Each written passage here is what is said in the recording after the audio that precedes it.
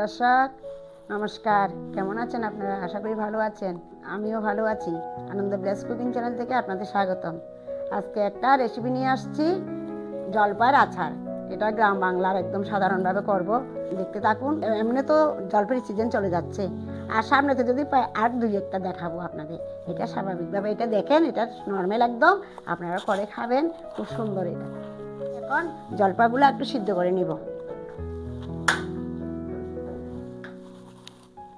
আর এদিকে একটা মশলা একটু ভেজে নিব।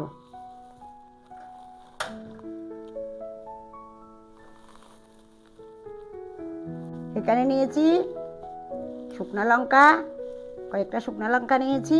এখানে আধা কেজি জলপাই আছে। এখানে পাঁচফোড়ন নিয়েছি, চিকন জিরা নিয়েছি, ধনে নিয়েছি, মিষ্টি জিরা নিয়েছি এবং শুকনো লঙ্কা নিয়েছি। এগুলো একটু একসাথে ভেজে নিব, হালকা আছে একটু ভেজে নিব। মশলাটা একটু ভেজে দিলে সেন্টটা একটু সুন্দর হয়, তার জন্য। জলটা গরম হয়ে গেছে, আমি এখন জলপাইগুলো দিয়ে দিচ্ছি।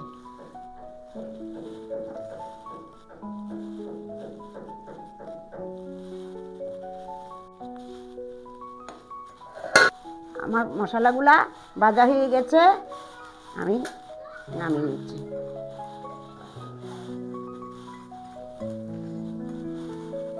আমি একসাথে শিলনোড়ায় দিয়ে দেব। জলপাইগুলো সিদ্ধ হয়ে আসছে,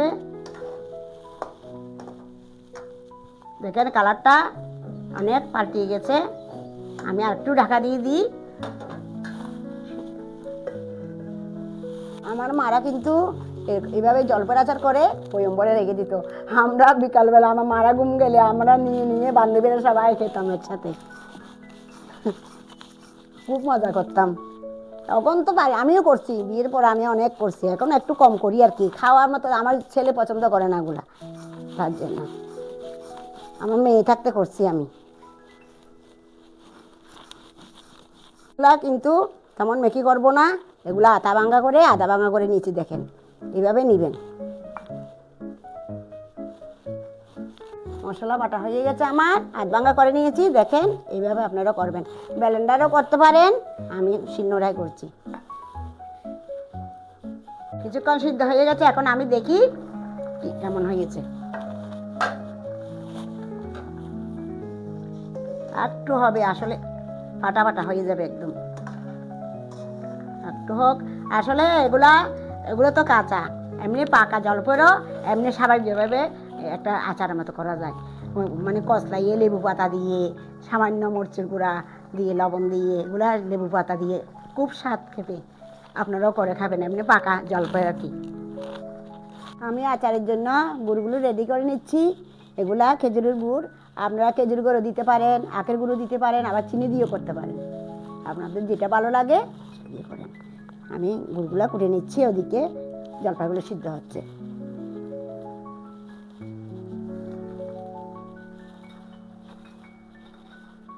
আমার জলপাইগুলো কেমন হয়েছে দেখি, দেখেন জলপাইগুলো সিদ্ধ হয়ে গেছে, জলপাইগুলো সিদ্ধ হয়ে গেছে এবং ফাটা ফাটা হয়ে গেছে। এগুলো এখন আমি নামিয়ে নিব, আপনারাও এইভাবে সিদ্ধ করে নেবেন।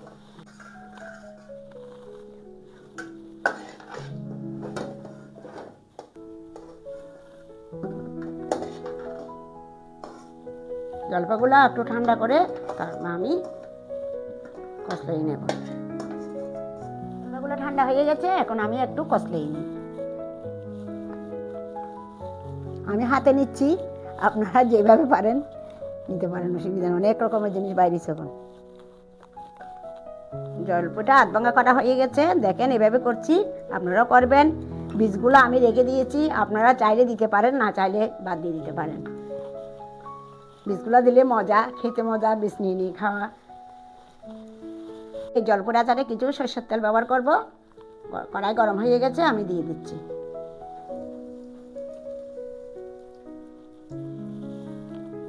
ফোড়নগুলো দিয়ে দিচ্ছি, সামান্য লবণ দিয়ে দিচ্ছি, সামান্য হলদের গুঁড়া দিয়ে দিচ্ছি পরিমাণ মতো, সামান্য লঙ্কার গুঁড়া দিয়ে দিচ্ছি, বেশি দিব না, আমরা ঝাল তেমন খাই না। এদিকে আবার বাজা মরিচ আছে।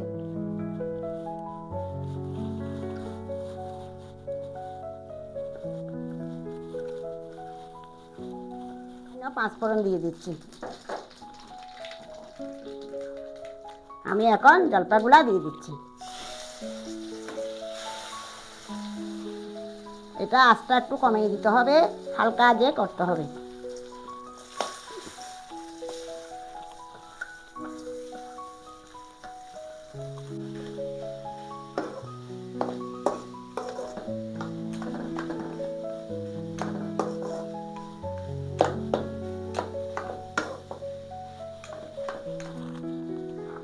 আমি এখন তেজপাতাগুলো দিয়ে দিচ্ছি, গুড়গুলো দিয়ে দিচ্ছি।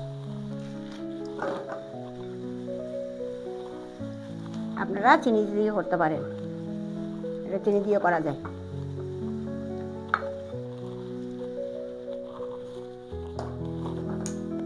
দেখেন গুড়গুলা গলে যাচ্ছে, এভাবে একটু নাড়াচাড়া করতে হবে। কালারটাও সুন্দর আসছে। আপনারা চাইলেও লাল লঙ্কার গুঁড়া, কাশ্মীরি লঙ্কার গুঁড়ো দিতে পারেন, আমি দিই নাই।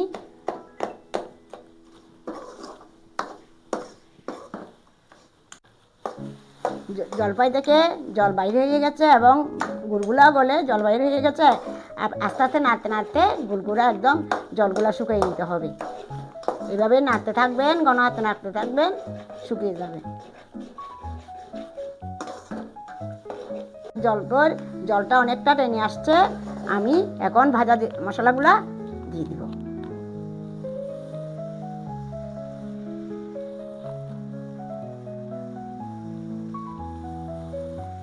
আমার জলপাইয়ের আচারটা প্রায় হয়ে গেছে।